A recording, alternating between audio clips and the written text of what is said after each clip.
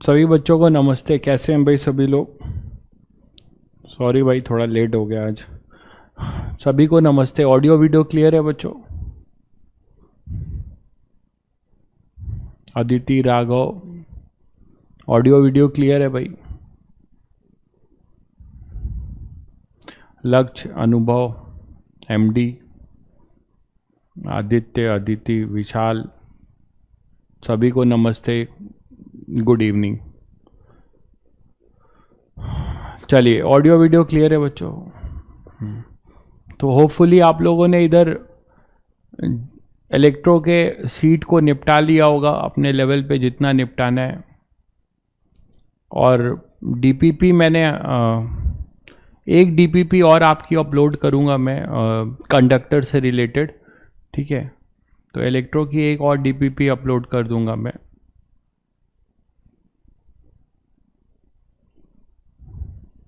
ठीक है, चलिए तो नेक्स्ट अपना स्टार्ट करते हैं। हाँ, इस चैप्टर में मैं थोड़ा सा तब्दीली करूंगा। इसमें जो अपने सीट के होमवर्क है ना, उसको मैं थोड़ा थोड़ा करके देने की कोशिश करूंगा, जिससे हाँ S2 में आपको डिस्कस कर दूंगा। S2 के बहुत सारे क्वेश्चंस हमने क्लास में किए हुए हैं, अगर आप ध्यान से देखेंगे। फिर भी कोई क्लास लेकर मैं एक्स्ट्रा क्लास लेके ही डिस्कस कर पाऊंगा, क्योंकि ऐसे ही बहुत खिंच गया ये चैप्टर। ठीक है, चलिए। तो करंट इलेक्ट्रिसिटी जो आपका थोड़ा बहुत जाना पहचाना है ये चैप्टर, क्योंकि आप 10th में थोड़ा बहुत पढ़ते हैं। तो करंट इलेक्ट्रिसिटी आपके लिए बिल्कुल अंदाजा नहीं है, मतलब थोड़ा बहुत तो जान पहचान है ही आपको। आप करंट क्या डिफाइन करते हैं ये तो सभी को पता है। क्या डिफाइन करते हो बताओ? What is current? करंट क्या डिफाइन करते हो?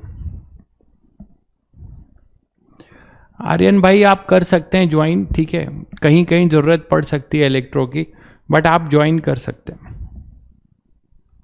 आयुष भाई आप भी ज्वाइन कर सकते हैं। कहीं कहीं फॉर्मूले की जरूरत पड़ेगी इलेक्ट्रो की, तो उसको मैं लिखूंगा, तो अभी वो उसको एज इट इज ले लीजिएगा। बाकी आप ज्वाइन कर सकते हैं, कोई दिक्कत नहीं। यस, फ्लो ऑफ चार्ज आप बोलते हैं, ठीक है? तो बच्चों यहाँ पर अगर किसी इंटरवल में, आप सभी को पता है, आपने अभी तक पढ़ा है कि किसी इंटरवल में कोई क्वांटिटी होती है तो उसको हम एवरेज में बोलते हैं, और किसी पर्टिकुलर इंस्टेंट ऑफ टाइम पे है तो हम उसको क्या बोलते हैं? इंस्टेंटेनियस बोलते हैं। सभी को याद है? तो यहाँ पे एवरेज करंट हम डिफाइन करते हैं। जैसे कि एवरेज करंट हम आप डिफाइन करना चाह रहे हैं कि एवरेज करंट की बात करते हैं पहले। तो एवरेज करंट आप डिफाइन करते हैं इसमें कि टोटल चार्ज फ्लो अपॉन जो भी आपके पास है, कि एवरेज करंट आई एवरेज आप बोलते हो कि टोटल कितना चार्ज फ्लो हुआ और कितने टाइम में हुआ, है ना? कितना चार्ज फ्लो हुआ, कितने टाइम में हुआ, आप इसको बोलते हो एवरेज। जैसे मैं delta q by delta T ले लेता हूं, तो ये अपने पास हो जाएगा आई एवरेज। हाँ करिए भाई, बिल्कुल कर सकते हैं ज्वाइन, ठीक है? इलेक्ट्रो की चीज़ें थोड़ी बहुत पता हो, नहीं भी हो तो आप करिए। जो चीज़ होगी इन्फॉर्मेशन वो बाद में कर लीजिएगा। तो आई एवरेज होगा delta q by delta T. पर ध्यान रहे कि जल्दी से जल्दी इलेक्ट्रो के, अगर आपको जल्दी करना है तो 3 मैंने रिवीजन क्लासेस भी लिए हैं, उसको कम से कम कर लीजिए। पूरे का मैंने 3 रिवीजन क्लासेस लिया है अप टू गॉस लॉ तक, तो उसको आप कर सकते हैं। I average delta q by delta T. तो delta q by delta t बच्चों ये हो जाएगा आई एवरेज। इसी में इंस्टेंटेनियस की बात करते हैं आप कि इंस्टेंटेनियस क्या होगा। तो इंस्टेंटेनियस करंट के लिए आप क्या करते हो?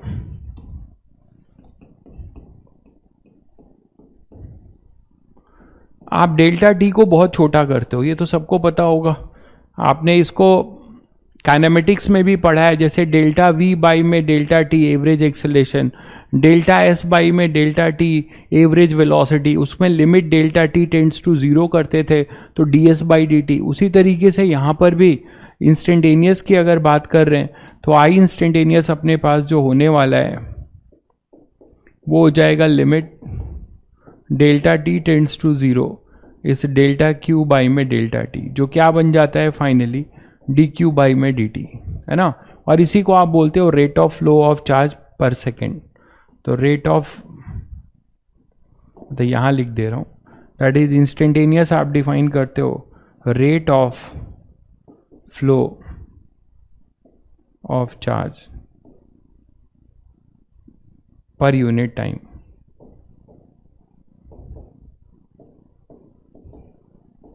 Rate of flow of charge per unit time, यही तो बोलते हो कि rate of flow of charge per unit time. बताओ भाई, अब यहां से दो बातें निकल कर आती है, यहां से दो बातें निकल कर आती हैं भाई। मैंने कहा कि जो भी नए लोग हैं वो आराम से पढ़ सकते हैं, ठीक है, कोई दिक्कत नहीं है। अब एक एक लोग मत पूछिए। Rate of flow of charge per unit time, that is your D q by d T. अब आप इंस्टेंट, थोड़ी बहुत अगर कोई जरूरत पड़ेगी तो वो बाद में आप कर लेंगे।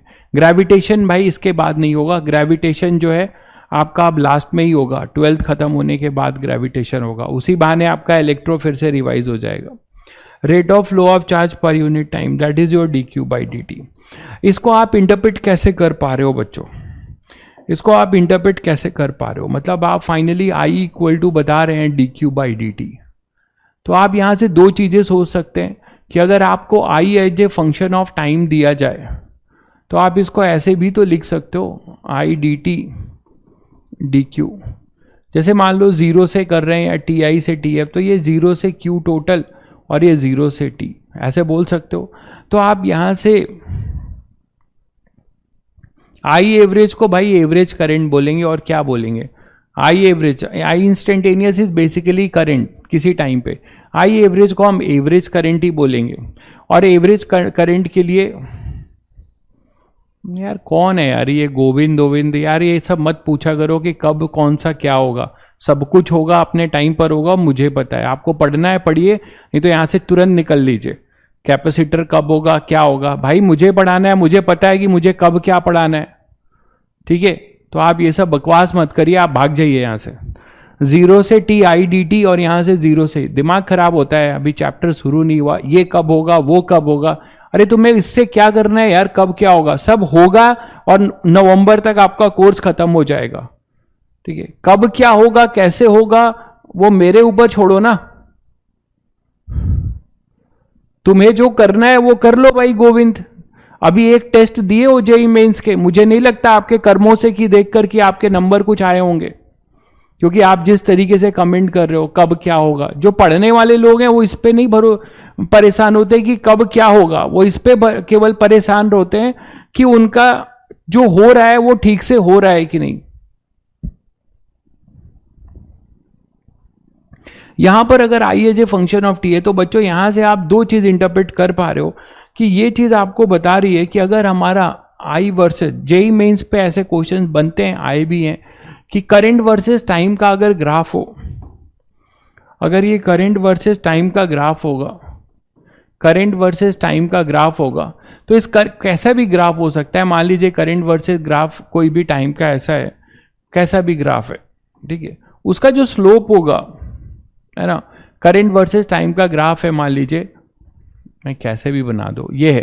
तो इस करंट वर्सेस टाइम के ग्राफ में जो स्लोप होगा that will give you not current D q by d T का ग्राफ होगा। जब लोग दिमाग एब्सेंट कर देते हैं, क्यू बाई टी का अगर ग्राफ हो, ऐसे लोगों का बिल्कुल भी मतलब नहीं है रिप्लाई करना। D q by d T, ये जो D q by d T होगा, ये जो D q by d T होगा, ये D q by d T आपको पता है स्लोप ऑफ द टेंजेंट होगा, है ना। तो अगर आपको बच्चों यहां पर ग्राफ में अगर इसका स्लोप पता हो, थीटा पता हो, अगर आपको इसका थीटा पता हो इस टाइम पे, तो आप ये निकाल सकते हो कि इस टाइम का करंट क्या है ना। तो d q by d t graph में slope of q versus t graph gives instantaneous current.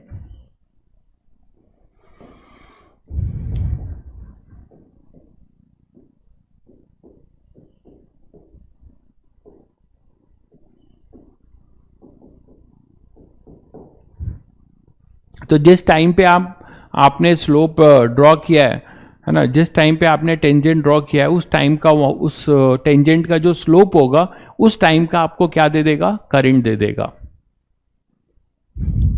ठीक है। तो यहां पर अपने पास 0 से टी आई डी टी और 0 से क्यू। अब यहां से क्या होगा, एरिया अंडर, आप देखिए टोटल चार्ज फ्लो कितना हुआ किसी टाइम में, वो आप यहां से बता सकते हो कि अगर आई वर्सेस टी का ग्राफ है, ये सब बहुत बेसिक बातें हैं, नहीं बताने पे भी आप इजीली इंटरप्रेट कर लोगे कि आई वर्सेस टी का अगर ग्राफ दिया जाए तो इसका जो एरिया अंडर द कर्व होगा that will give you total charge flow, है ना।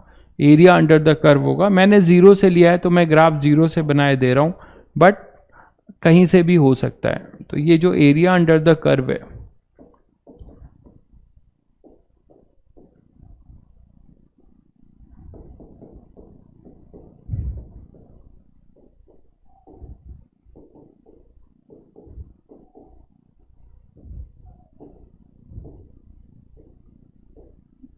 total charge flow, area under 80 graph gives total charge flow।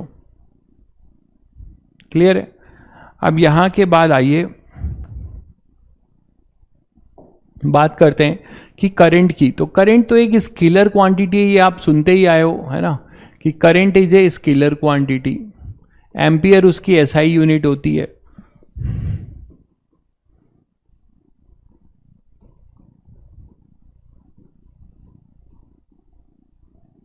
इसके पास डायरेक्शन और मैग्नीट्यूड दोनों है, फिर भी ये स्केलर है। क्यों भाई? इसके पास डायरेक्शन और मैग्नीट्यूड दोनों है, फिर भी ये स्केलर है। ऐसा क्यों? क्योंकि ये वेक्टर का ये डिफिनेशन नहीं है कि the quantities which has magnitude and direction it is vector. No, it also follow certain law of vector addition. तो current is a scalar quantity as it has direction and magnitude, but it does not follow triangle law of vector addition। इसीलिए it has direction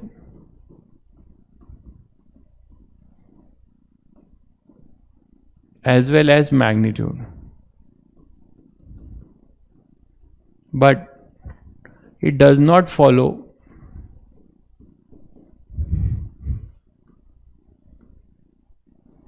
triangle law of vector addition.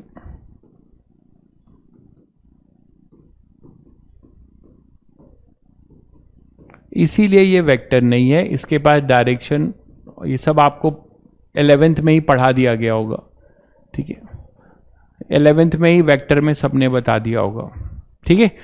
तो इसके जो vector से define करते हैं वो है हमारा यहां पर करंट डेंसिटी। करंट डेंसिटी जो न्यू टर्म है आपके लिए वो ये है करंट डेंसिटी।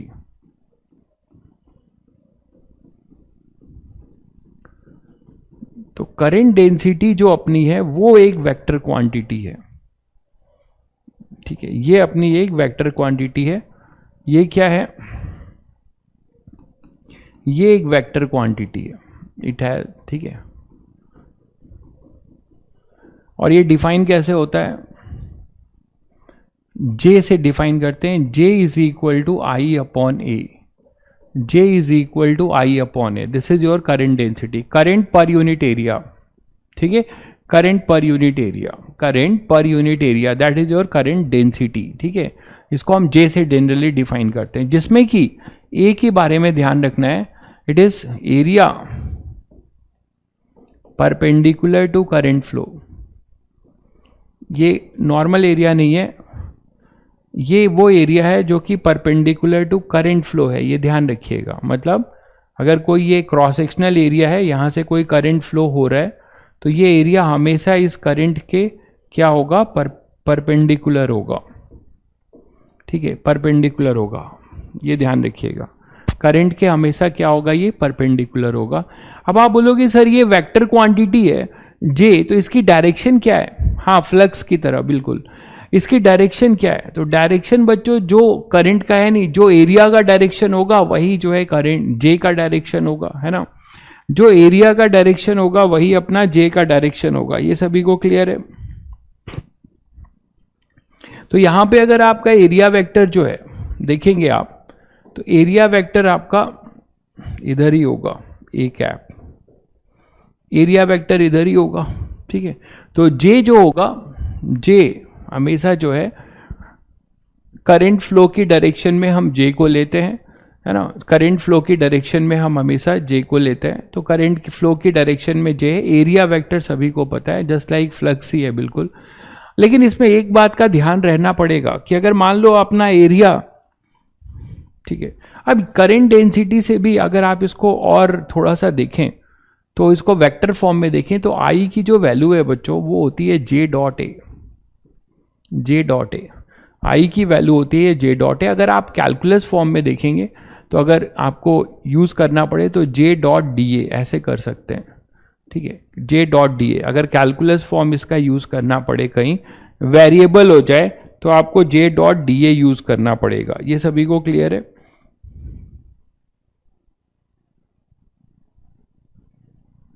ठीक है। तो it is basically current per unit area. Current density को आप बोल सकते हैं current per unit area.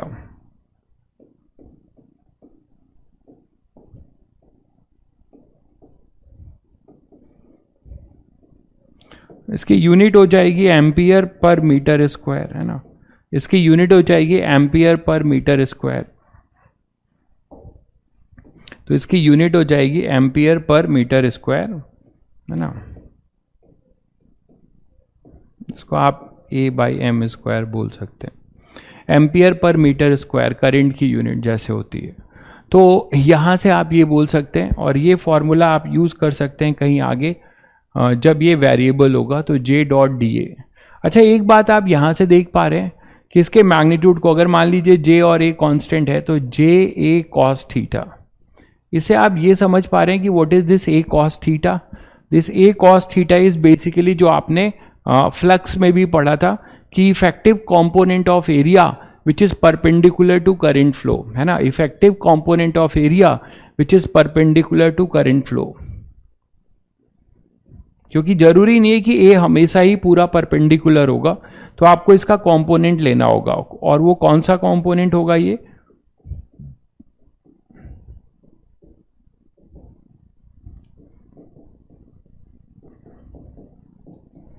Perpendicular to current flow, ये अपने पास ये होगा। जैसे कि एक डायग्राम मान लीजिए जैसे बना है। अब ये अपना जो है कोई कंडक्टर है, यहां से करंट फ्लो हो रहा है, जे आपको दिख रहा है, लेकिन इसका जो एरिया वेक्टर है, ये एरिया वेक्टर इसके परपेंडिकुलर है। तो जे और ए आर नॉट पैरेलल, ठीक है। तो जे और ए पैरेलल नहीं है, तो आप यहां पे यही बोलते हैं करंट के लिए। करंट के लिए आप क्या बोलेंगे? दोनों के बीच में एंगल वही है, तो ये है basically J A cos theta.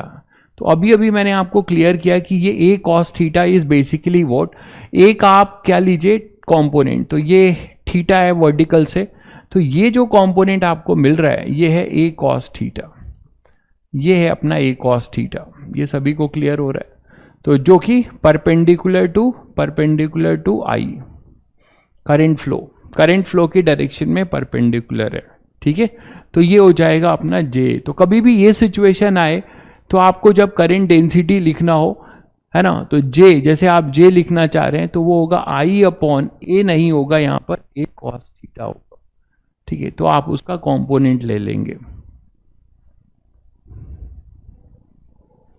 आप कुछ भी लिख सकते हैं भाई, जनरली करंट को आप स्मॉल कैपिटल कुछ भी लिख सकते हैं, जनरली स्मॉल लिखते हैं। मान लीजिए क्वेश्चन करते हैं इसी में। देखिए अब ये जो मैं क्वेश्चन कराने जा रहा हूं, ये क्वेश्चन आपके लिए बहुत सिंपल है। मान लीजिए करंट डेंसिटी वेरिएबल हो जाए, किसी कंडक्टर में करंट डेंसिटी वेरी करने लगे, कैसे निकालेंगे? सबको पता है भाई, इंटीग्रेट करेंगे। If J is non uniform, ठीक है, अगर जे करंट डेंसिटी समझ रहे हैं आप लोग कि करंट डेंसिटी जो फ्लो करेगा कंडक्टर में, मतलब कोई ना कोई आपने अभी पता चलेगा कि कंडक्टर में कैसे करंट फ्लो कर रहा है। वेरिएबल आपने यहां पे कुछ क्या किया होगा, पोटेंशियल डिफरेंस क्रिएट किया होगा, इतना तो थोड़ा बहुत नॉलेज होगा ही, है ना। अभी उस पर भी डिस्कशन होगा कि कोई भी अगर आपने यहाँ पोटेंशियल डिफरेंस क्रिएट किया होगा तो क्या होगा, करंट का फ्लो होगा, V equal to I R, तो 10th वाला याद होगा। तो यहां से करंट फ्लो हो रहा है, ठीक बात है, लेकिन यहाँ पे करंट डेंसिटी वेरिएबल है, इसका मतलब current flowing per unit area is changing. तो अगर current flowing per unit area change हो रहा है, जिसका फंक्शन तुम्हें दिया हो रहा है J equal to J nought R, where R is the radial distance, तो इस पूरे सिलेंड्रिकल कंडक्टर में कितना करंट फ्लो होगा ये आपको निकालना है। तो आप सभी बच्चों को क्लियर होगा कि जस्ट लाइक आपने किया है कि इसमें हमें जब J वेरी कर रहा है हर एरिया पे, तो हम क्या करेंगे, इंटीग्रेट करेंगे। बहुत बढ़िया भाई सितांशु, बहुत बढ़िया।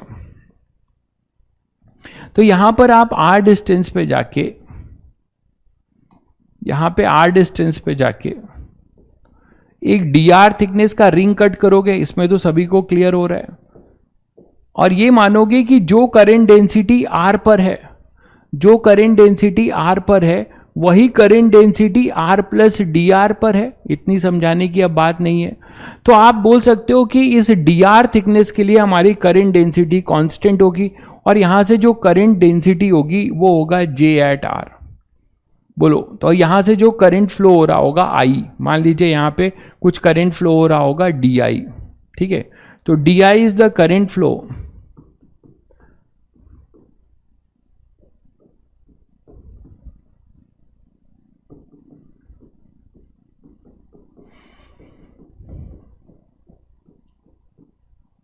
तो देखिए उस फॉर्मूले का यूज हो गया ना अभी, ठीक है।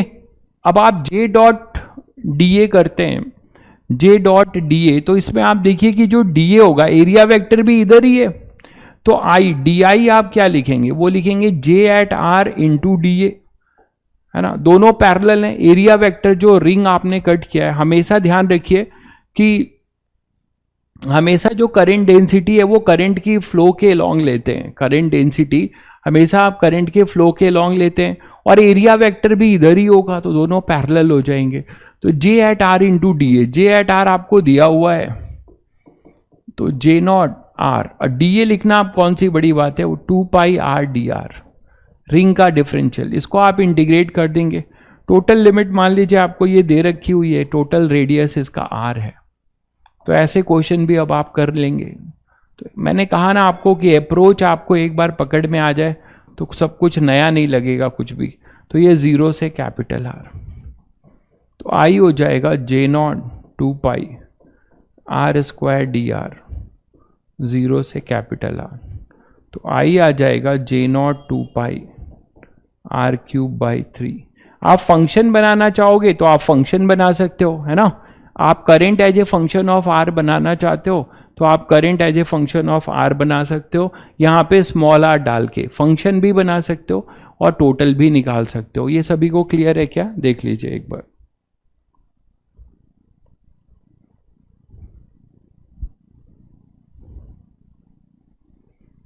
ठीक है, मान लीजिए इसी में एक सिलेंडर के जगह पे आपको कुछ ऐसा कंडक्टिंग सरफेस मिल जाए जिसमें कि J, ये कंडक्टिंग सरफेस कैसा है, आपकी जो कॉपी है, ये जो आपकी कॉपी दिख रही है ये वही है, उसको मैंने 3 डायमेंशनल बनाने की कोशिश की है, ठीक है, ये आपकी कॉपी है।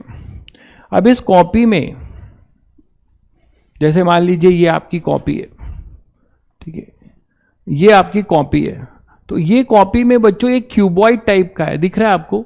इसमें एक में तो करंट डेंसिटी कांस्टेंट है और एक में अपनी J नॉट x है। एक्स एक्सिस कौन सी है, ये वाली एक्स एक्सिस है, ये वाली एक्स एक्सिस है, मतलब एक्स एक्सिस ये है। तो इस एक्स एक्सिस के अलोंग आपका करंट जो है चेंज हो रहा है, और करंट कैसे हो रहा है, एरो आपको दिखा रहा है, एरो आपको बता रहा है कि इसमें करंट कैसे फ्लो हो रहा है, ऊपर से नीचे, सॉरी नीचे से ऊपर करंट फ्लो हो रहा है, ठीक है। तो ये जो आपकी कॉपी दिख रही है, इस कॉपी में यहां पे आपने कोई पोटेंशियल डिफरेंस बैटरी लगाई होगी, और यहां पे तो आपको करंट डेंसिटी, ये पोटेंशियल आपको डिफरेंस मिला होगा, तो करंट ऐसे फ्लो हो रहा होगा, इस तरीके से करंट फ्लो हो रहा होगा, ठीक है। यही चीज आपको यहां दिखाई जा रही है। अब इसमें बच्चों ये बताया जा रहा है कि करंट में पहला केस है कि ये कांस्टेंट है, तो जब ये कांस्टेंट है तो आप डायरेक्ट बता सकते हो J, करंट I क्या होगा, J इंटू एरिया। बट आपको कौन सा एरिया देखना है, जो करंट के परपेंडिकुलर है। आप मुझे बताइए कि इसमें जो कवर पेज है इसका कोई लेना देना नहीं है, क्योंकि हमारी जो ये जो थिकनेस दिख रही है, हमारी जो करंट है वो यहां से जा रही है और यहां से बाहर निकल रही है, यहां से बाहर। तो ये जो आपकी कॉपी का ये जो पेज है, ये थिकनेस यहां से ये इधर बाहर निकल रही है और ये यहां से आ रही है, ठीक है। तो ये अपने पास ये जो दिख रहा है आपको, यहां से करंट फ्लो हो रहा है और यहां से ये बाहर निकल रहा है। तो दिस पर्टिकुलर एरिया इज क्या है, परपेंडिकुलर। तो आप यहां से इस एरिया का डायमेंशन दिया है, लेंथ L है, विड्थ W है, और ये अपने पास जो है ये डी है। तो अब आप बताइए एरिया क्या होगा, एक रेक्टेंगल का एरिया होगा, W इंटू डी दिख रहा होगा। इस केस में बच्चों आपको ये दिख गया होगा कि जो एरिया होने वाला है, ये एरिया होने वाला है, ये D और ये W, यहीं से तो करंट फ्लो हो रहा है, यहीं से तो करंट फ्लो हो रहा है भाई, इसी इफेक्टिव एरिया से। तो आप सीधे सीधे लिखेंगे DW।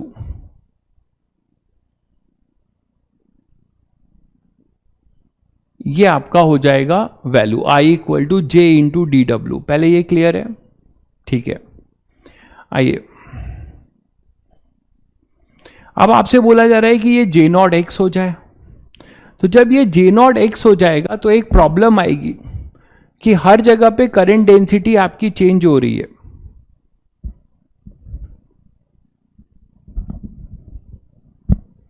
भाई अमन, मैंने आपको बता दिया भाई कि आपको पढ़ने के लिए पढ़ सकते हैं, आपको देख लीजिए, ठीक है। कुछ ऐसा नहीं है कि आप नहीं पढ़ सकते। बार बार एक ही चीज मत पूछिए भाई, बहुत इरिटेशन होता है मुझे। यहां पर ये x है, शुरुआत में ही बता दिया कि जिनको पढ़ना है, नए बच्चे जो भी हैं वो यहां से कंटिन्यू कर सकते हैं। थोड़ा बहुत उनको अगर इलेक्ट्रो की चीज होगी वो मैनेज कर सकते हैं, या आगे जब वो कंप्लीट करेंगे तो क्लियर होगा। बहुत ऐसा कुछ नहीं होने जा रहा है, सब नई चीजें ही हैं। x पे जो है यहां पर ये dx एलिमेंट कट करेंगे। क्यों? क्योंकि आपको दिख रहा होगा कि ये वाली जो करंट डेंसिटी है, ये जो करंट डेंसिटी है, ये जो करंट डेंसिटी है, ये x के लॉन्ग वेरी कर रही है। तो आपको यहां एलिमेंट ऐसे कट करना होगा कि x पर जाकर आपको dx कट करना होगा। ये 2 डायमेंशनल है, ठीक है, और यहां पे कुछ di मानना पड़ेगा। इसी चीज को मैंने यहां पे और क्लियर कट समझाने की कोशिश की है इस डायग्राम से, ठीक है।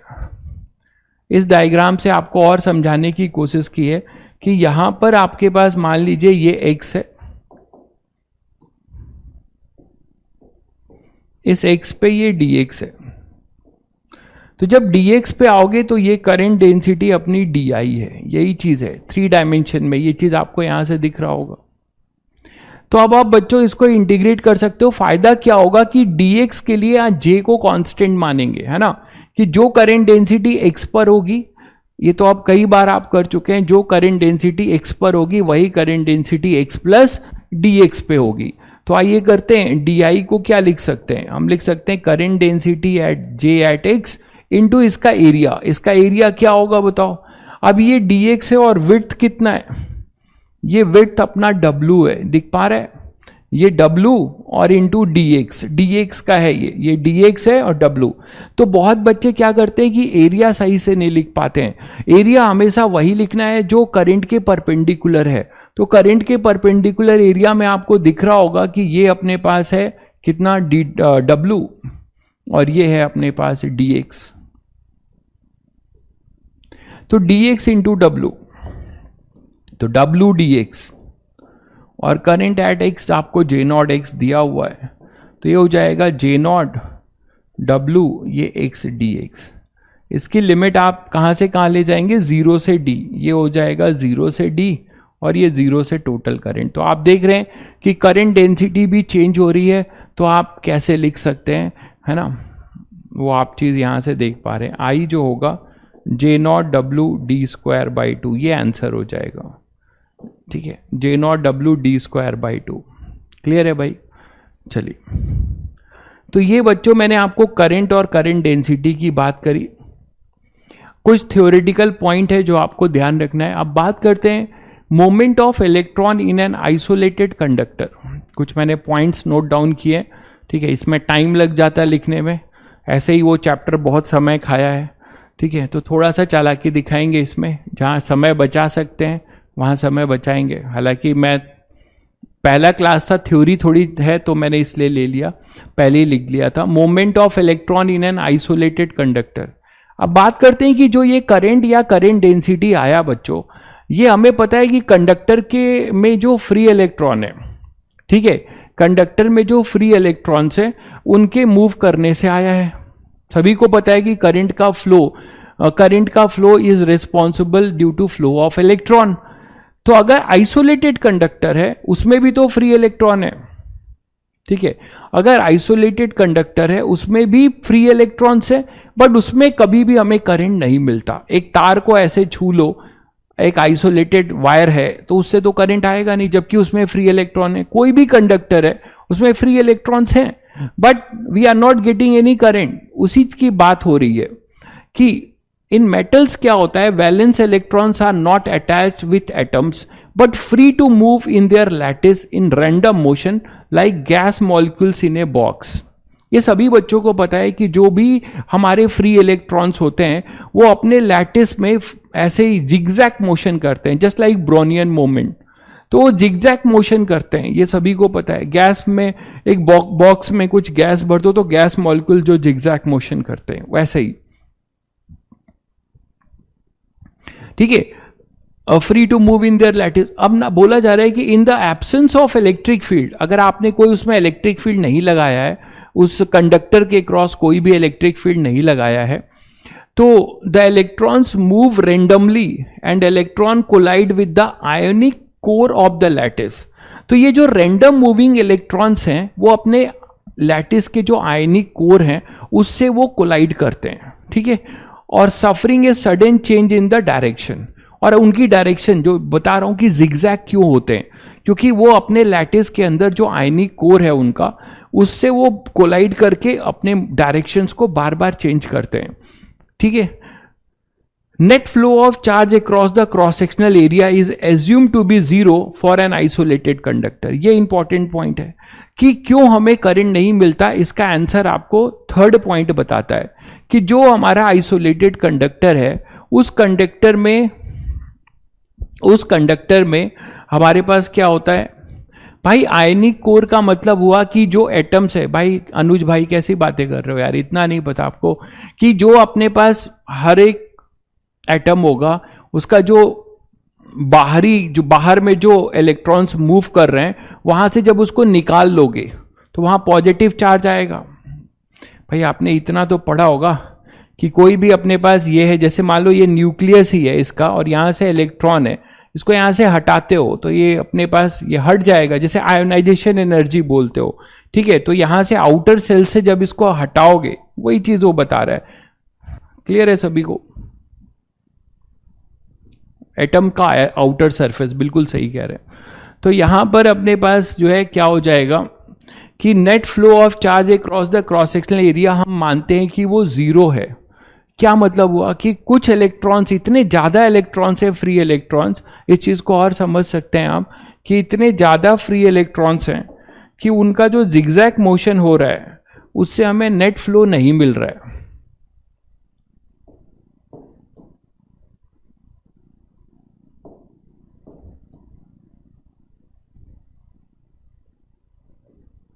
तो मान लीजिए ये आइसोलेटेड कंडक्टर है और इस आइसोलेटेड कंडक्टर में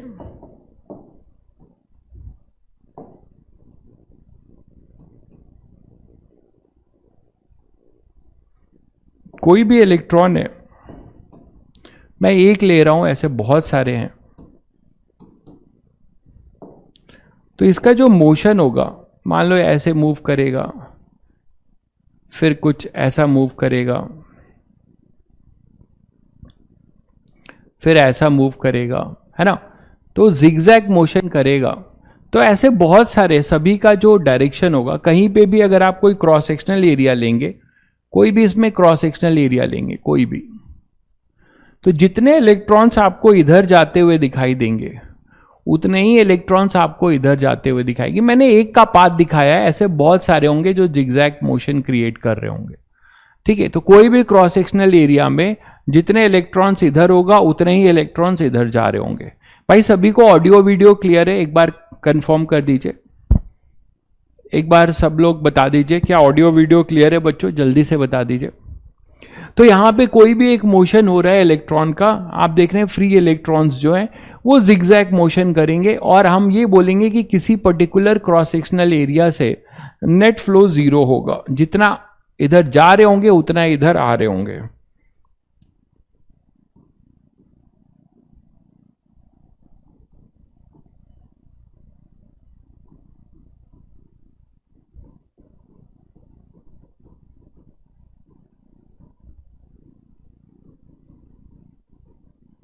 जितनी हाई डेंसिटी है कि जितने जा रहे होंगे उतने आ रहे होंगे। ओके, वीडियो क्लियर है, वॉइस भी क्लियर है, ठीक है। कुछ लोग इसी में कमेंट करते रहते हैं फर्जी वीडियो नहीं क्लियर है। कंडक्टर विथ पोटेंशियल डिफरेंस, अब मान लीजिए हमने कंडक्टर को कोई पोटेंशियल डिफरेंस दे दिया बच्चों। अभी तक आपने ये सीखा कि कोई आइसोलेटेड कंडक्टर है तो इलेक्ट्रॉन्स जो फ्री इलेक्ट्रॉन्स हैं they will have a zigzag motion, और वो जो है अपने लैटिस में जो है मूव कर रहे होंगे रैंडमली। उसमें कोई भी क्रॉस सेक्शनल एरिया लेंगे तो जितने हम इलेक्ट्रॉन्स इधर से जा रहे होंगे किसी टाइम पे उतने इधर से भी जा रहे होंगे due to their high density. तो नेट फ्लो हम बोलेंगे जीरो, नेट फ्लो उस पर बोलेंगे जीरो और करंट नहीं आएगा। प्रीवियस पेज देख लो भाई।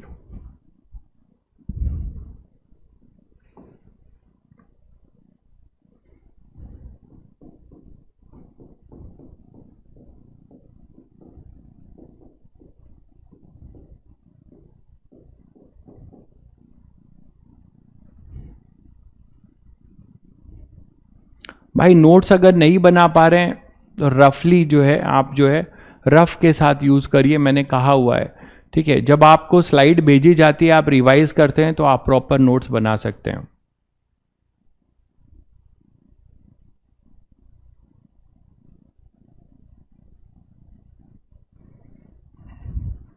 पॉइंट्स आप देखना चाह रहे हैं, पॉइंट्स भी देख लीजिए भाई।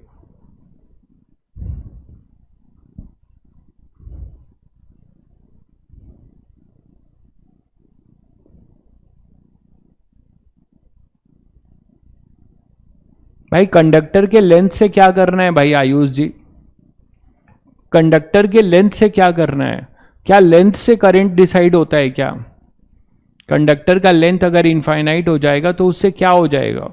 आपको पता है कि मोशन जिगजैग है तो क्रॉस सेक्शनल एरिया से मतलब है हमें। कैसी दिमाग लगाते हो भाई आयुष बाबू? हमें मतलब है उसके केवल लेंथ से, मुझे केवल मतलब है उसके लेंथ से, अरे सॉरी क्रॉस सेक्शनल एरिया से। लेंथ से क्या लेना देना है? लेंथ से तो हमें कोई मतलब नहीं है। फ्लो ऑफ चार्ज जो होगा वो एरिया के परपेंडिकुलर होगा, क्रॉस सेक्शनल एरिया से। तो कंडक्टर विथ पोटेंशियल डिफरेंस, अब मान लीजिए मैंने किसी कंडक्टर में बैटरी लगा दी है ना, अब जहां पोटेंशियल डिफरेंस होगा तो वहां इलेक्ट्रिक फील्ड होगा, इतना तो सबको पता है। तो इलेक्ट्रिक फील्ड, अब आपने पास ये पॉजिटिव है ये नेगेटिव, तो एक इलेक्ट्रिक फील्ड आ गया। ये जो मैंने दिखाया है बच्चों ये फ्री इलेक्ट्रॉन्स हैं। इस फ्री इलेक्ट्रॉन्स में मैंने दो वेलोसिटी दिखाई है, ध्यान दीजिएगा। एक वेलोसिटी जो व्हाइट कलर की है ये रैंडम मोशन की है, और दूसरी वेलोसिटी हमें एक मिलेगी इस इलेक्ट्रिक फील्ड के फोर्स के वजह से।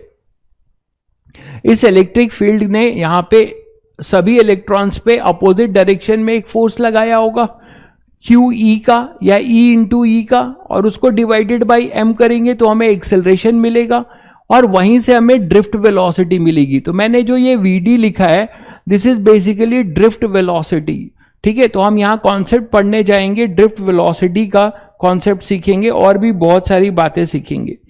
तो बताइए मुझे, अभी मैं ड्रिफ्ट वेलोसिटी डिफाइन करूंगा, पहले मुझे ये बताइए कि यहां दो वेक्टर हैं, ठीक है।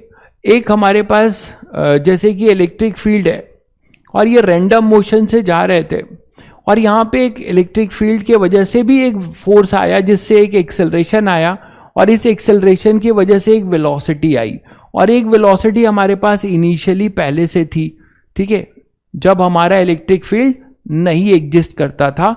तो क्या मैं जनरल वेलोसिटी क्या लिखूं बच्चों किसी भी इलेक्ट्रॉन की? जैसे कोई इलेक्ट्रॉन पकड़ता हूं उसका मैं v1 वेक्टर लिखना चाहता हूं, इतना तो सबको पता चल रहा होगा कि ये v1 वेक्टर मैं क्या लिखूंगा, u1 minus q e by m. Opposite direction में होगा हमेशा, उसके इलेक्ट्रिक फील्ड के अपोजिट फोर्स लगेगा, तो q, ये वेक्टर मैंने ऐसे लिख दिया है क्यू ई बाई एम। ये सभी को क्लियर हो रहा है?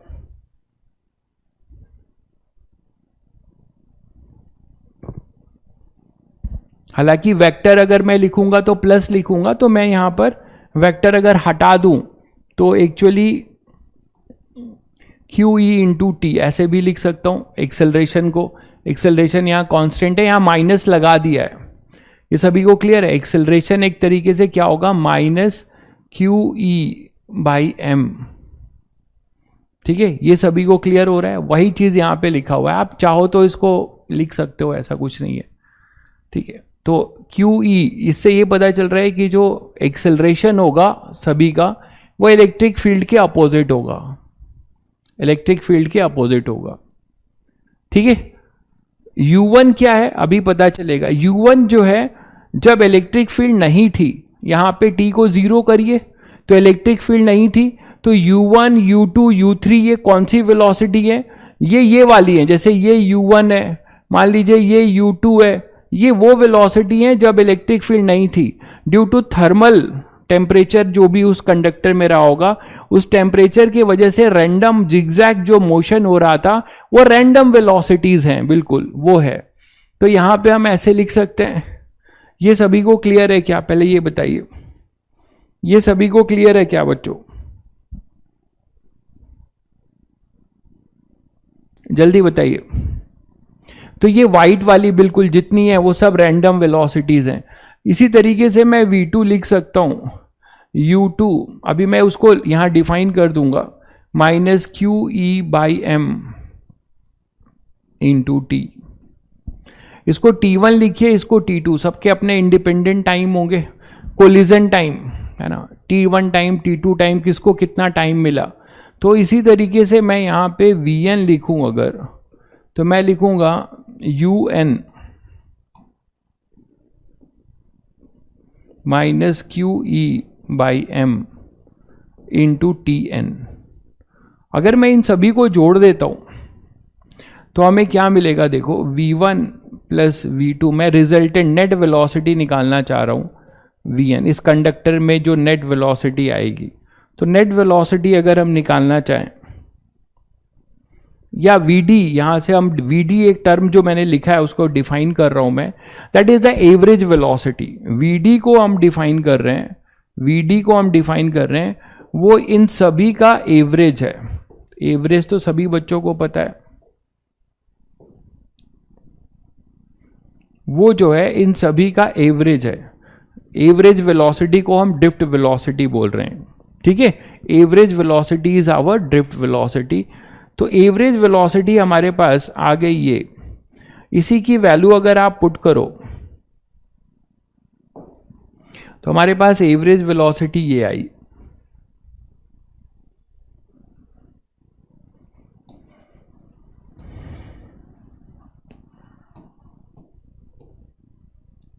अभी आप ये मानिए कि हम एवरेज निकाल रहे हैं, इसको हम Vd बोल रहे हैं, मैं डिफाइन कर दूंगा।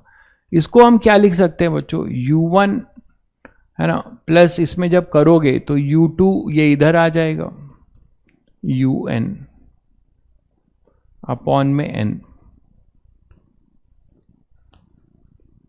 Minus q E vector upon M, और यहां पे N।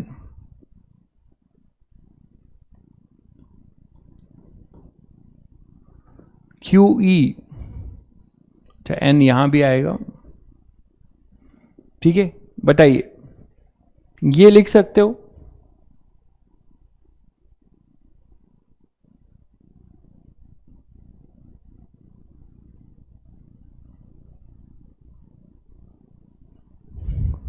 अच्छा, T1 T2 होगा ना यहां, तो यहां पे होगा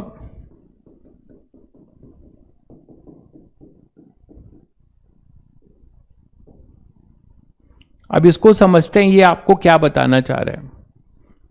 ठीक है, अब देखिए, ये जो बच्चों आपको दिख रहा है, ये बेसिकली मैंने आपको कहा कि इसका रिजल्टेंट 0 होने वाला है। ये रिजल्टेंट जो इसका जो रिजल्टेंट है, मतलब समेशन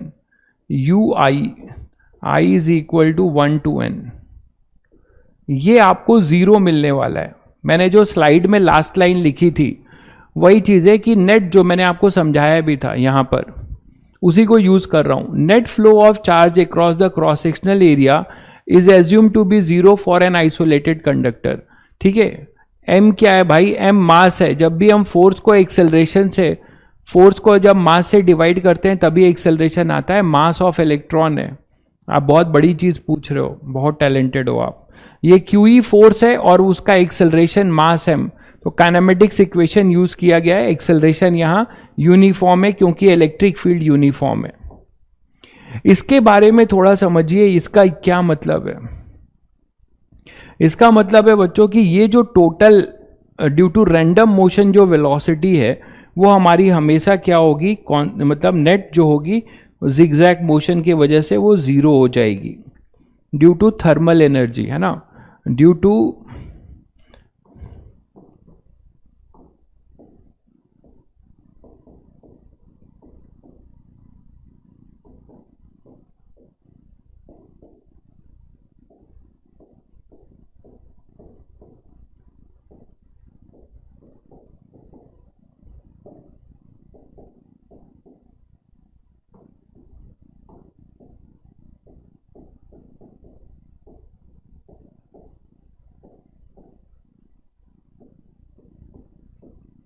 तो जब अपना ई जीरो था, है ना, टी इक्वल टू जीरो पे हमने वही लिया था। टी इक्वल टू जीरो का मतलब इलेक्ट्रिक फील्ड अभी नहीं स्विच ऑन हुआ था, जस्ट स्विच ऑन हुआ था। तो ई इक्वल टू जीरो पे, टी इक्वल टू जीरो पे ये सारी वेलोसिटी है ड्यू टू रैंडम मोशन। और इनको ये एनर्जी कहां से मिल रही होगी, इनको एनर्जी थर्मल टेम्परेचर के वजह से मिल रही होगी। ठीक है, तो यहां पर ये अपने कैंसिल आउट हो जाएंगे। अब आ जाओ यहां पर, ये जो टर्म आपको दिखता है ये कोलिजन टाइम है। मैंने आपको बताया कि सभी अपने लैटिस पे कोलाइड कर रहे होंगे, है ना। तो उसके बाद जब आपने इलेक्ट्रिक फील्ड लगा दिया तो जब एक इलेक्ट्रॉन दूसरे इलेक्ट्रॉन से कोलाइड करेगा वो डायरेक्टली स्मूथली कहीं जा नहीं पाएगा क्योंकि so many free electrons are there. तो इनके कोलिजन के टाइम को लिया गया है, ये अपना टाइम है जैसे t1। आप देख लीजिए u1 था, t1 टाइम में वो कितनी वेलोसिटी गेन किया। तो t1 टाइम में जब वो वेलोसिटी गेन करेगा तो किसी से टकराएगा, यहां से जाएगा ये इलेक्ट्रॉन तो ये इससे टकराएगा।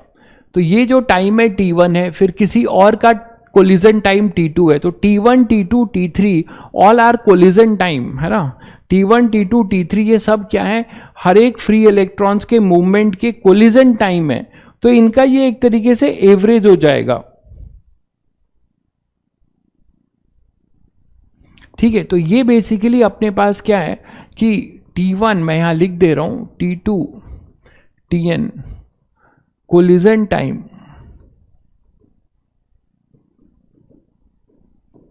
है ना।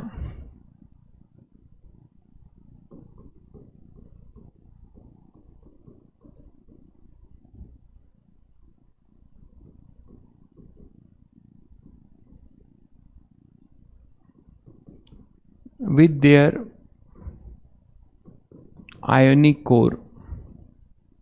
तो ये आयनिक कोर जो आपका आउटर मोस्ट है उससे एक कोलाइड करने का कोलिजन टाइम है। तो इसको हम बोलते हैं एवरेज कोलिजन टाइम।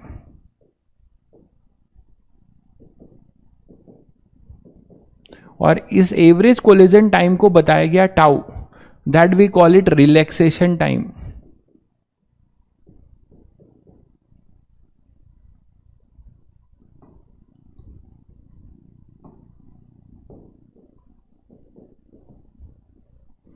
ठीक है, इसी को हमने नाम दिया रिलैक्सेशन टाइम। तो फाइनली बच्चों जो ये Vd आएगा वो आपको मिलेगा -q tau by m into vector E. तो फाइनली आपको मिलता है Vd जो इलेक्ट्रिक फील्ड के अपोजिट होगा ड्रिफ्ट वेलोसिटी, इसी का नाम पड़ता है drift velocity.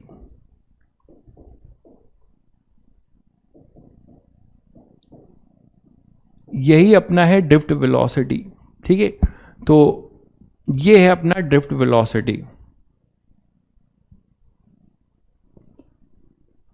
What about repulsion during electrons collision. भाई बिल्कुल इलेक्ट्रॉन और इलेक्ट्रॉन कोलाइड भी रिपल्सिव भी होंगे, बिल्कुल सही कह रहे हैं। लेकिन जो हमने एक्सटर्नल फील्ड लगाई है उसकी वैल्यू, उसके वजह से उनका जो रिपल्शन है वो क्या हो रहा है, एक तरीके से नलीफाई हो रहा है। ये क्लियर है। चलिए, तो Vd हो जाएगा Q tau by m into E. ये सभी बच्चों को क्लियर है। पहले Q टाउ बाई, टाउ क्या है, रिलैक्सेशन टाइम। पहले ये सब फंडामेंटल चीजें हैं भाई, देख लीजिए, पहला लेक्चर है।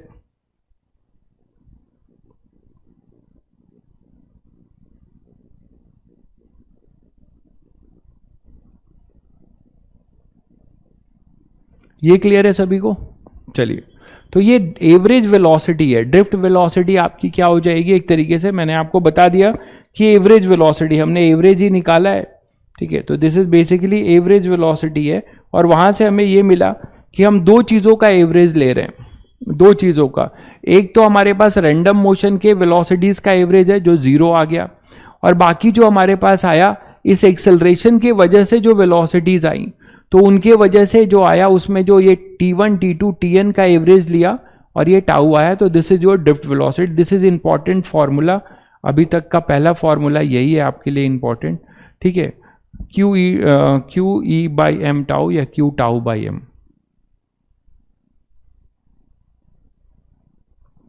भाई डायग्राम में मैंने दोनों दिखाया है, क्योंकि इलेक्ट्रिक फील्ड लगी हुई है तो मैंने वीडी भी दिखाया है और रैंडम भी दिखाया है, दोनों दिखाया है, ठीक है।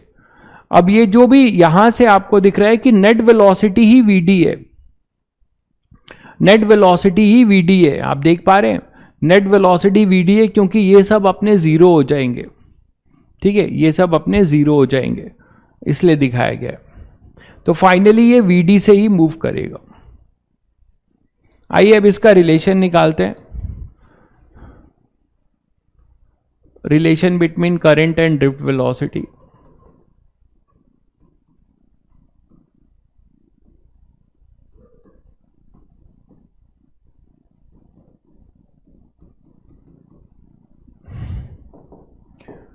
These all are important in your board exam also, है ना, ये सब बोर्ड एग्जाम के लिए भी इंपॉर्टेंट है।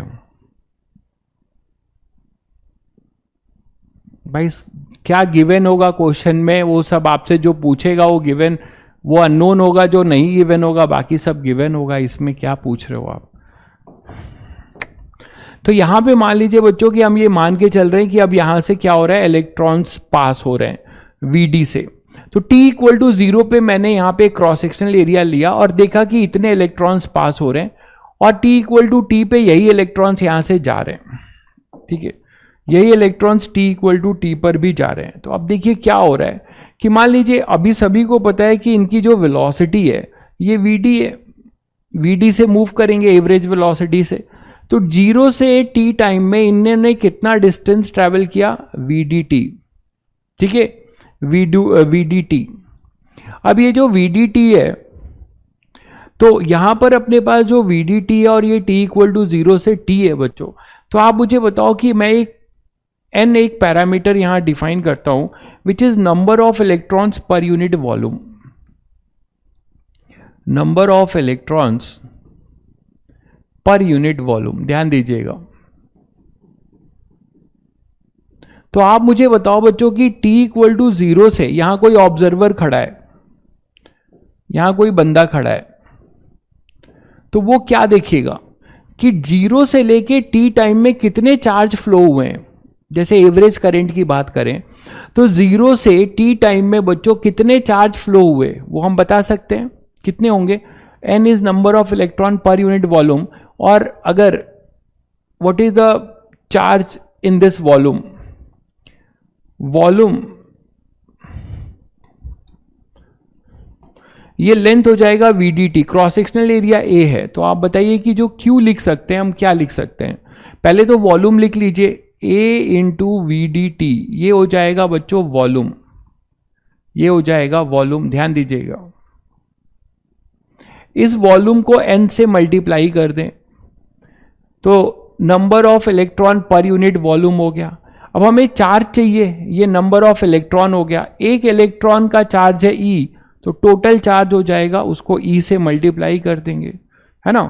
एक इलेक्ट्रॉन का चार्ज E है और हमें ये पता चला कि इस वॉल्यूम में इतने चार्ज हैं और इतने इलेक्ट्रॉन्स हैं, तो टोटल चार्ज क्या हो जाएगा, वो ये हो जाएगा, ठीक है।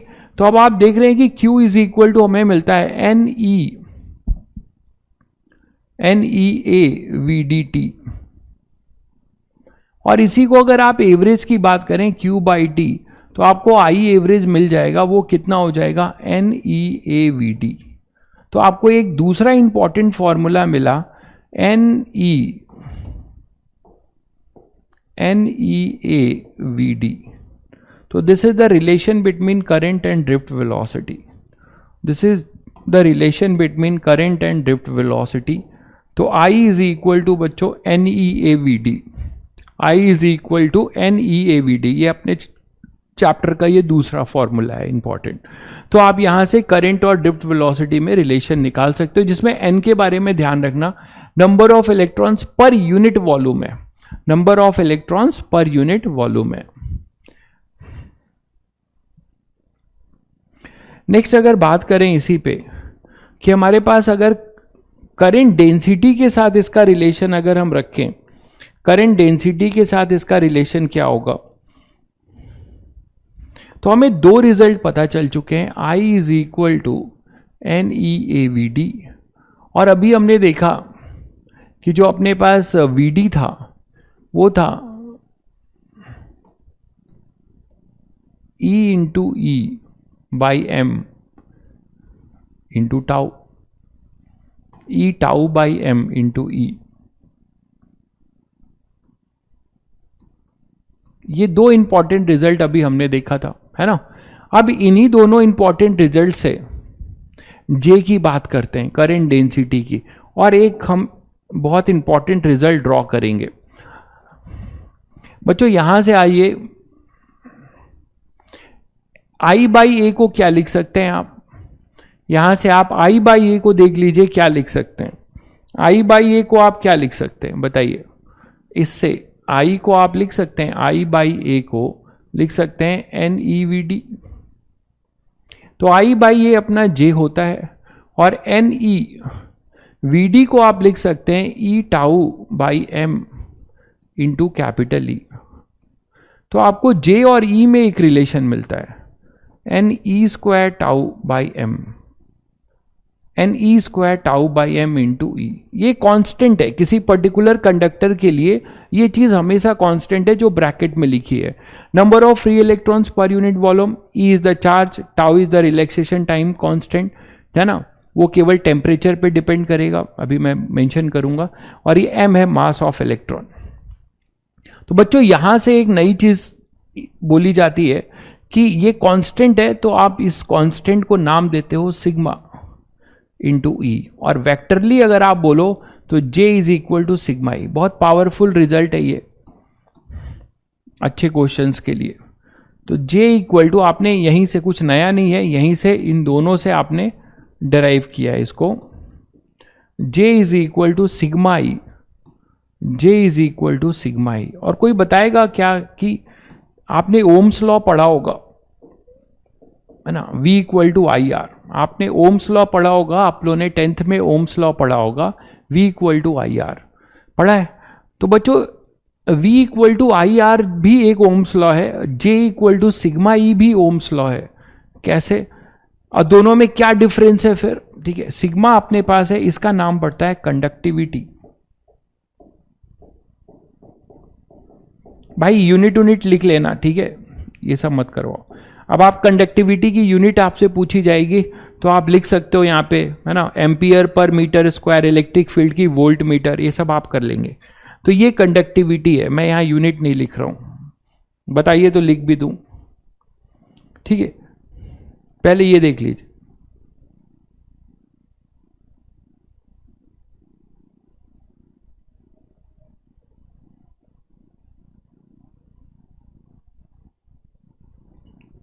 अब आप पूछ सकते हो कि sir J is parallel to E, J is parallel to E का क्या मतलब है। हमेशा J, देखो J वेक्टर इज E के पैरेलल है, इसका मतलब और समझिए कि ये फॉर्मूला में लिमिटेशन है। J is equal to sigma E जो हमने अभी डिराइव किया, इसके बारे में दो चीज और जानिए कि आप क्या हर जगह लगा सकते हैं, नहीं, आप इसके दो पॉइंट जानिए। ये है valid for isotropic material,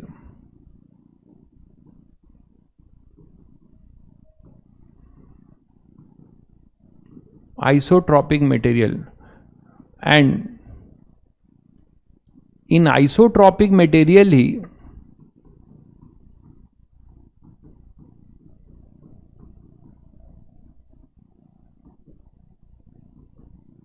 J is parallel to E होगा।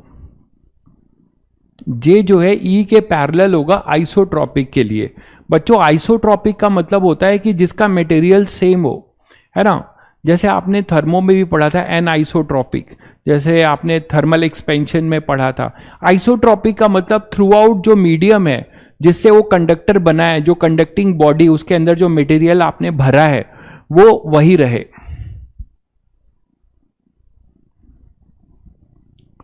क्यू के जगह मैंने भाई चार्ज ऑफ 1 इलेक्ट्रॉन है तो उसको मैं क्यू के जगह ई लिख रहा हूं क्योंकि वो इलेक्ट्रॉन का चार्ज है। मैं बाकी जगह पे कहां क्यू लिख दिया हूं क्या कहीं?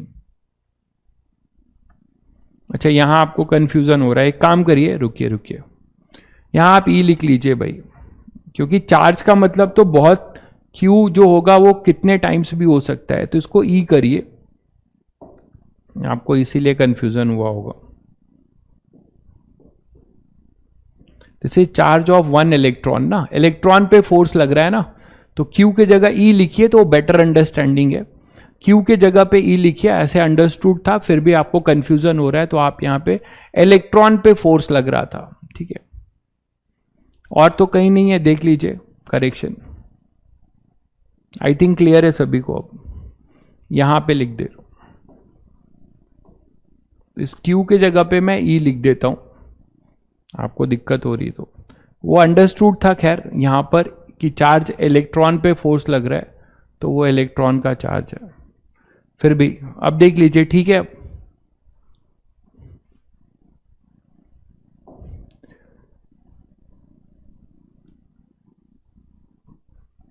अब ठीक है भाई, ठीक है।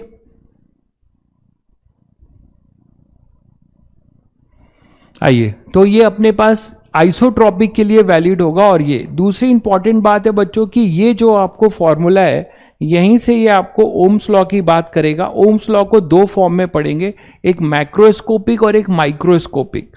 मैक्रोस्कोपिक का मतलब हुआ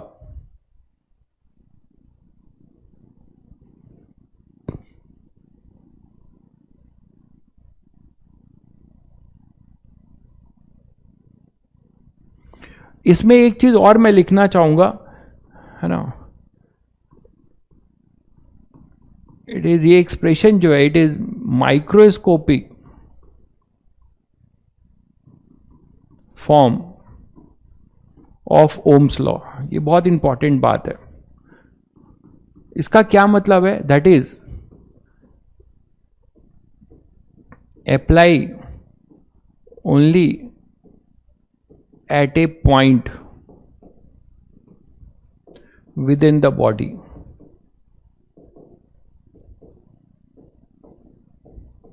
not for the whole body, not for the whole body। तो ये इसका लिमिटेशन है।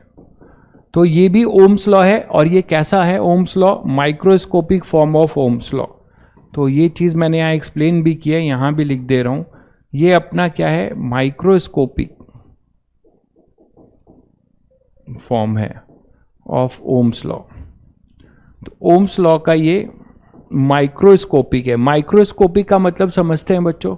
माइक्रोस्कोपिक का मतलब है कि उस पूरे कंडक्टर में आप नहीं लगा सकते, पूरे बल्क में नहीं लगा सकते, आप किसी पॉइंट पे लगा पाएंगे। ये बात क्लियर है?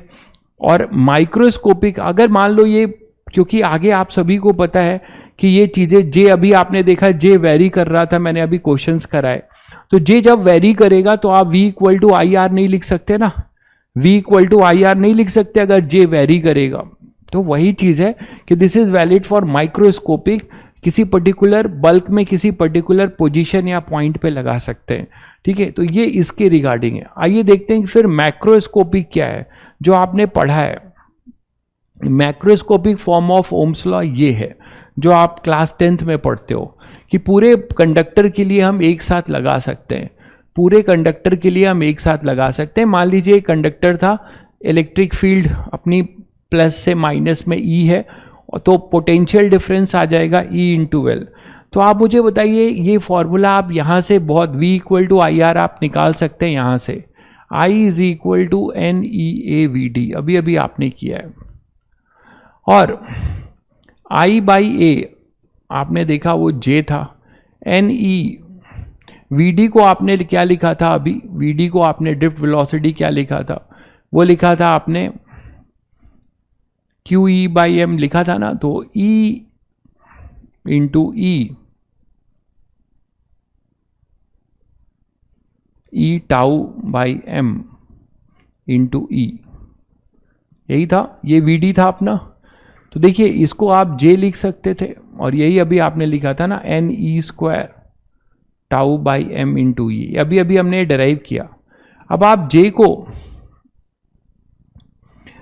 को आप अगर आई बाई ए रहने देते हैं, इसको अभी आप जे की जगह आई बाई ए ही रहने देते हैं,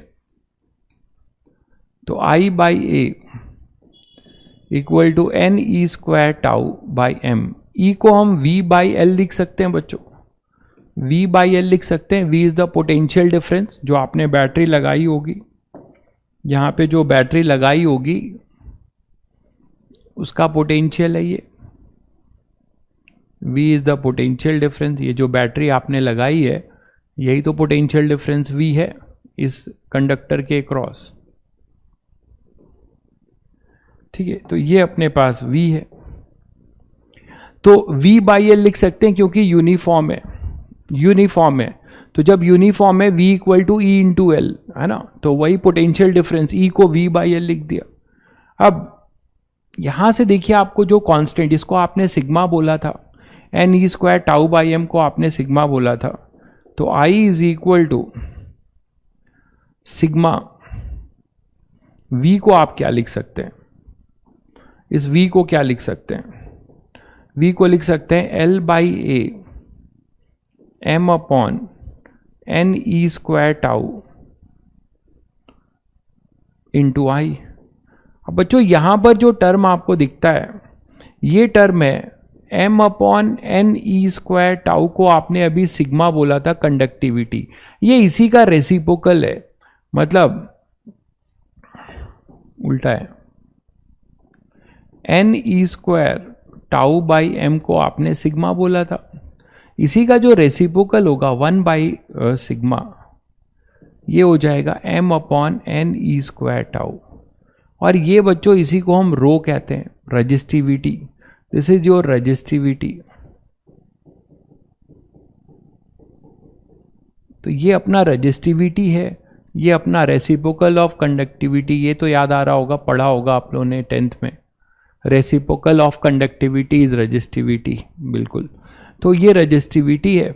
मैं चाहूंगा कि थोड़ा सा ये ध्यान रखिएगा कि रजिस्टिविटी या कंडक्टिविटी का एक्सप्रेशन, क्योंकि इससे आपको थोड़ा रिलेट करेंगे आप इतना याद रखिए कि conductivity is directly proportional to relaxation time tau, और resistivity is inversely proportional to relaxation time tau.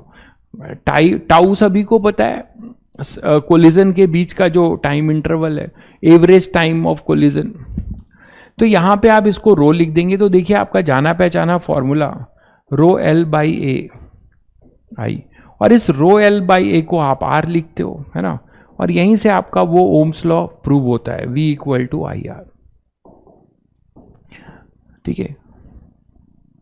तो यहां पे अपने पास जो रो है ये आर रेजिस्टेंस, वो आपने लिखा रो एल अपॉन ए, तो रो एल अपॉन ए ये अपना रेजिस्टेंस हो गया, और ये सबको पता है कि ज्योमेट्रिकल कॉन्फ़िगरेशन और टेम्परेचर पे डिपेंड करता है, depends on temperature and geometrical configuration. Area का टर्म आ रहा है, लेंथ का टर्म आ रहा है, तो ज्योमेट्री पे तो डिपेंड करेगा ही, है ना। एरिया का टर्म आ रहा है, लेंथ का टर्म आ रहा है, और टेम्परेचर पे भी करता है, ठीक है। तो ये अपनी रेजिस्टेंस हो गया, इसको आप बोलते हैं रेजिस्टेंस, ये तो आप सबको रटा ही होगा।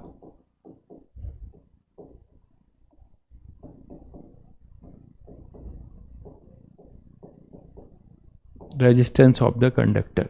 तो आपने एक ही फॉर्मूले को फिर यहां से माइक्रोस्कोपिक, ये मैक्रोस्कोपिक फॉर्म में, यही अपना ओम्स लॉ है ना, ये अपना ओम्स लॉ है, जिसमें आप बोलते हो क्या कि अप्लाइड पोटेंशियल डिफरेंस, है ना, जो भी अपने पास करंट फ्लो है वो directly proportional to applied potential difference है, प्रोवाइडेड टेम्परेचर रिमेन कांस्टेंट। भाई ई कैसे मैग्नीट्यूड हो सकता है भाई? ई कौन सा ई बोल रहे हैं आप? भाई मैं ई चार्ज है, अरे यार हटाओ ये छोड़ो, क्या पूछ रहे हो यार, गजब लोग हैं भाई। इसमें ई जो है चार्ज है, उसमें वेक्टर और स्केलर क्या है? ई तो चार्ज है, चार्ज का भी वेक्टर बना रहे हो क्या? तो n e square tau by m में ई इज द चार्ज है, इसमें भाई पूछ रहा है कि ये वेक्टर है कि स्केलर है, अब क्या बोला जाए। आर जो है अपना rho L upon A resistance of the conductor. तो आप जो बच्चे भूल गए ये छोटे छोटे फॉर्मूले एक बार दिमाग में बैठा लीजिए भाई, क्योंकि आगे यही सब काम आने वाले हैं। तो ओम्स लॉ का स्टेटमेंट भी आप दे सकते हो कि applied potential difference is directly proportional to resistance, है ना। कैपिटल ई पूछ रहे हैं तो भाई आपको पता नहीं है कि कैपिटल ई जो है जब वेक्टर लिखेंगे तो वेक्टर होगा। यहां पर हमें पता है कि एक्सेलरेशन, हम यहां मैग्नीट्यूड लिख रहे हैं तो यहां पे ऑब्वियसली यहां वेक्टर का क्या मतलब है? कुछ भी फर्जी पूछे जा रहे हैं। ये क्लियर है सभी को? चलिए, तो रेजिस्टेंस के केस में टेम्परेचर डिपेंडेंसी है और वो टेम्परेचर डिपेंडेंसी मैंने यहां लिखा है। टाउ अपना रिलैक्सेशन टाइम है, दिख रहा है आपको, यही मैंने कहा था इसका फॉर्मूला याद रखिएगा तो थोड़ा आपको एनालाइज करने में आसानी होगी कि रिलैक्सेशन टाइम टाउ जो है decreases with increase in temperature है। ठीक है, रिलैक्सेशन टाइम जो है जैसे जैसे कंडक्टर का टेम्परेचर बढ़ाओगे रिलैक्सेशन टाइम टाउ जो है वो क्या होगा, अपना कम होगा, क्योंकि जल्दी कोलिजन होगा। ठीक है, तो वही लिखा हुआ है कि डिक्रीज करेगा। जब रिलैक्सेशन टाइम टाउ डिक्रीज करेगा तो रो की देखिए, रो क्या होगा, रो इन्वर्सली प्रोपोर्शनल है, रो इंक्रीज करेगा। और टाउ का फॉर्मूला सिग्मा का भी आपने लिखा था। टेम्परेचर इंक्रीज करने पे रिलैक्सेशन टाइम, ये सब छोटी छोटी चीजें भी पूछी जाती हैं जेईई मेंस में। टाइम जब अपना इंक्रीज होगा, टेम्परेचर जब इंक्रीज होगा तो रिलैक्सेशन टाइम टाउ जो है डिक्रीज होगा। ठीक है, तो रजिस्टिविटी हमारी क्या होगी, इंक्रीज, क्योंकि इन्वर्सली प्रोपोर्शनल है और resistivity directly proportional to resistance है तो रेजिस्टेंस भी इंक्रीज करेगा। मतलब टेम्परेचर के बढ़ने से, कंडक्टर की मैं बात कर रहा हूं, सेमी कंडक्टर और इंसुलेटर की बात नहीं कर रहा हूं मैं, कंडक्टर की बात कर रहा हूं। तो कंडक्टर में अगर अपनी रेजिस्टेंस और रजिस्टिविटी बढ़ेंगे अगर हमारा टेम्परेचर बढ़ेगा तो, रीजन रिलैक्सेशन टाइम टाउ जो है अपना डिक्रीज करेगा। कोलिजन जल्दी होगा तो आपको पता है कि क्या होगा, फिर करंट ड्रिफ्टिंग जल्दी होगी तो अपने पास रजिस्टिविटी और रेजिस्टेंस भी अपने पास क्या हो जाएंगे, वो बढ़ेंगे। ये टेम्परेचर जो है डिक्रीज करेगा, relaxation time decreases with increase in temperature. ठीक है, कम समय में जल्दी कोलिजन होगा और जब जल्दी कोलिजन होगा तो ये घटेगा तो ये बढ़ेगा और ये जब बढ़ेगा तो ये भी बढ़ेगा, वही चीज है। तो for conductor resistance and resistivity increases with temperature, ये सब आपको बोर्ड में या जेईई मेंस में ये सब घूम फिर के खूब पूछे जाते हैं, तो ये सब ध्यान रखिएगा विथ लॉजिक। ठीक है, तो for conductor resistance and resistivity increases with temperature. For small temperature change, आप इसको देख पा रहे हैं, अगर किसी बच्चों ने थर्मोडायनेमिक्स में हीट ट्रांसफर में थर्मल एक्सपेंशन पढ़ा होगा तो L equal to L nought 1 plus alpha t पढ़ा होगा। ठीक उसी तरीके से ये भी है, R equal to R nought 1 plus alpha delta t, जिसमें कि R नॉट है टेम्परेचर एट किसी T नॉट डिग्री सेल्सियस पे, है ना, और किसी R नॉट है at T nought degree Celsius और R है एट T डिग्री सेल्सियस। ठीक है, अल्फा है थर्मल कोफिशिएंट ऑफ रेजिस्टेंस, है ना, अल्फा जो है अपना थर्मल कोफिशिएंट है।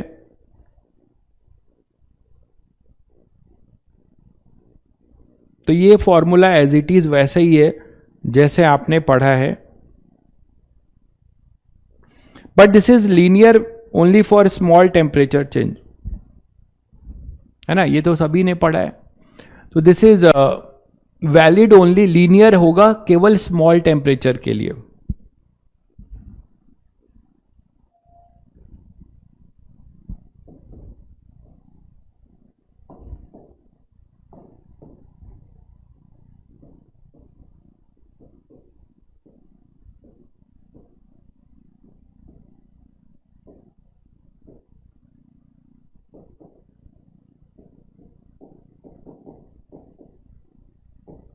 उसी तरीके से आप रो की भी बात कर सकते हैं, rho equal to rho not 1 plus alpha delta T. तो ये रजिस्टिविटी के लिए भी यही लीनियरिटी आपकी फॉलो होगी।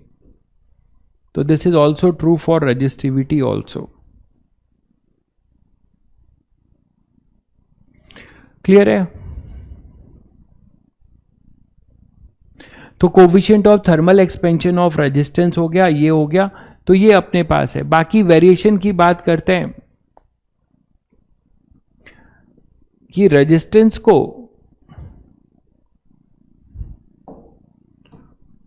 कभी कभी ये सब क्वेश्चन आपने 10th क्लास में भी किया होगा कि आर जो आपने लिखा है रो एल अपॉन ए, ये लिखा है।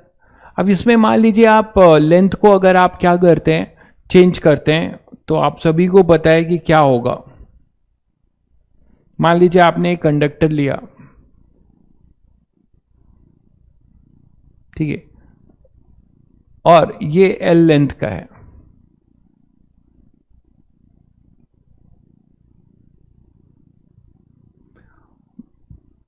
इसका रेजिस्टेंस आपका आर है मान लो। अब आपने क्या किया कि इसको स्ट्रेच कर दिया और स्ट्रेच करके लंबा कर दिया।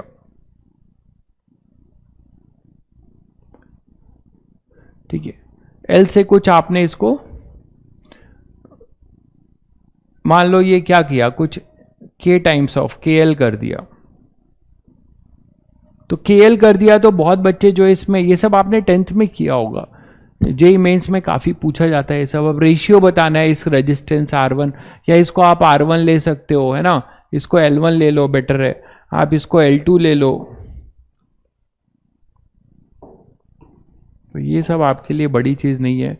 और ये अब आपका R2 है, तो R1 अपॉन R2 का रेशियो जैसे बताना है। तो इसमें बहुत जल्दी में बच्चा भूल जाता है कि उसका जो है एरिया भी चेंज हो रहा है। ठीक है, तो अब आप सभी को पता है कि वॉल्यूम कंजर्व रहेगा, तो आप यहाँ पे एक इक्वेशन लिखते हो कि इसका क्रॉस सेक्शनल एरिया अगर A1 है, ये L1 है, ये A1 है, मान लो ये A2 है, तो वॉल्यूम के लिए बोलते हो ना A1 L1 is equal to A2 L2 equal to volume, वो कंजर्व रहेगा। तो यहाँ से A1 by A2 is equal to L2 by L1 आता है। बोलो, तो जब आप R1 बाई R2 करोगे बच्चों, तो आपको पता है कि रो दोनों का सेम होगा क्योंकि मटेरियल सेम है। रो केवल मटेरियल और टेम्परेचर पे डिपेंड करता है। अभी आपने देखा रो जो होगा वो केवल इंट्रिंसिक प्रॉपर्टी है मटेरियल या टेम्परेचर पे। ठीक है, तो R1 बाई R2 जो हो जाएगा रो L1 अपॉन A1, और ये हो जाएगा A2 अपॉन रो L2। तो रो कैंसिल हो जाएगा, R1 by R2 is equal to अपने पास होगा L1 by L2 into A2 by A1। तो बच्चों A2 बाई A1 आप यहाँ से निकाल सकते हो। A2 बाई A1 जो होगा वो होगा L1 बाई L2। तो फाइनली आप देख रहे हैं कि ये ऐसे स्ट्रेच वाले केस में सीधे सीधे L1 बाई L2 का इसको भी लिख सकता हूँ L1 बाई L2। तो ये आप बोल सकते हो कि R1 by R2 is equal to L1 by L2 का स्क्वायर, है ना। तो ऐसे आपको बहुत सारे जेई मेंस में क्वेश्चंस आए हुए हैं, तो इसको भी बच्चे गलत कर देते हैं, इसको ध्यान नहीं रखते। ठीक है, तो एट द टाइम जब हम रेजिस्टेंस को स्ट्रेच कर रहे होंगे, है ना, स्ट्रेच कर रहे होंगे, तो लेंथ के प्रोपोर्शनल है। आप अगर इसको एरिया के रिस्पेक्ट में करना चाहो तो एरिया के रिस्पेक्ट में भी कर सकते हो। फिर आपको L1 बाई L2 को A1 बाई A2 कर देना होगा। ठीक है, तो अकॉर्डिंगली आप ये चीज़ें कर सकते हो। पहले ये सभी को क्लियर है भाई?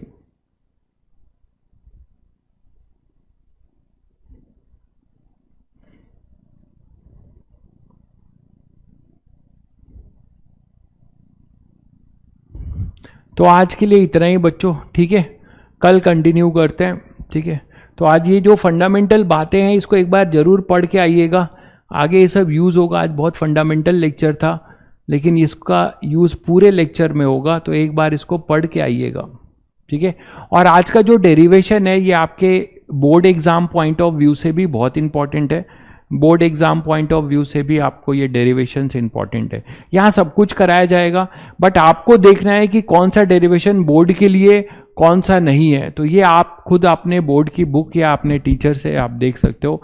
जो बच्चे डमी हैं उनको मैं एक चीज़ का सलाह दूंगा कि वो लोग ऐसा ना सोचे कि लास्ट के 2 महीने में हम पढ़कर बोर्ड दे देंगे, बोर्ड खराब हो जाएगा, आपकी कुंडली खराब हो जाएगी।